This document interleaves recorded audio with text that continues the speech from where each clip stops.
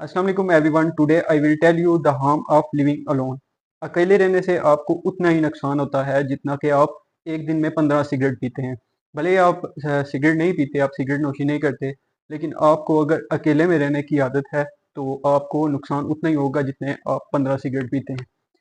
नाज़रीन, university of California की ये रिसर्च है कि जो इंसान अकेला रहता है, हर वक्त लोगों से दूर रहता है, यानी किसी के साथ बातचीत नहीं करता, एक रूम में बंद पड़ा रहता है, यानी जैसे एक इंसान पागल हो रहा होता है, यानी उसको मेंटली थोड़ा सा डिस्टर्ब हुआ होता है, वो इंसान खुद को अकेला जब रखना शुरू कर देता है।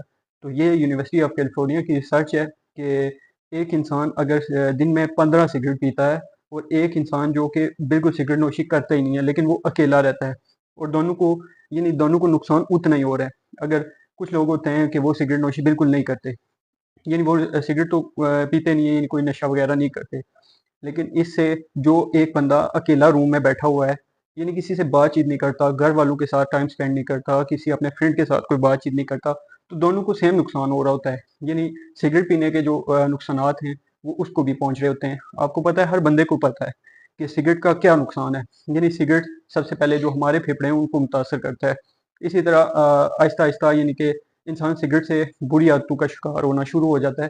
यानी सिगरेट नोशी के साथ साथ वो ऐसे ही चस्के में लग जाता है, जो आदी होना शुरू हो जाते हैं। कुछ तो सिगरेट की हद तक रहते हैं, यानी सिर्फ सिगरेट ही पीते हैं, तो जो बाहरी नशा होता है वो नहीं करते।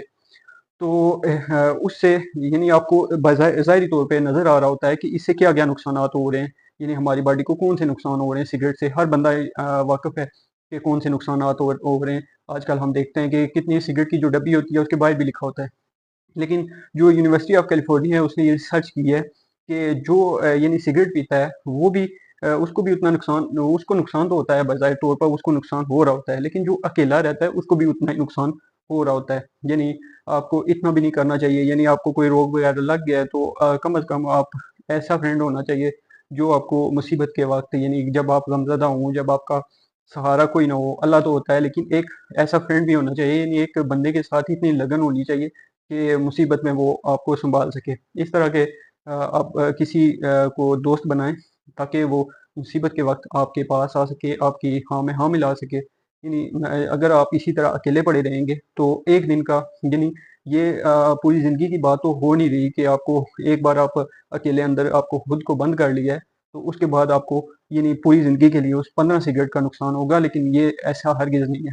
आपको डेली का, अगर आप को आदत होना शुरू हो गया है कि आप लोगों से दूर रह रहे हैं, भले ही आप सिगरेट नहीं पीते लेकिन आपको नुकसान पहुँचेगा 15 सिगरेट का एक दिन का। यानी दूसरे दिन आप उधर लेटेंगे उसी तरह अकेले, खुद को कमरे में बंद कर लेंगे, तो वो अलग नुकसान होगा।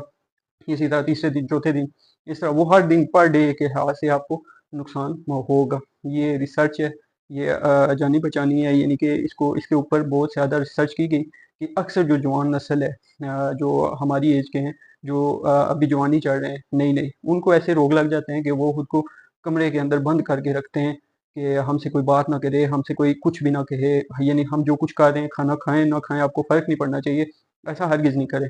अपने फैमिली को आप टाइम दें, यानी कुछ हिस्सा आप ऐसा स्पेंड करें उनके साथ कि घर वाले भी थोड़ा-सा खुश हो जाएँ, यानी कि हमारा बेटा है, ये जो हमारी बेटी है, हमारे साथ टाइम स्पेंड कर रही है माशाल्लाह।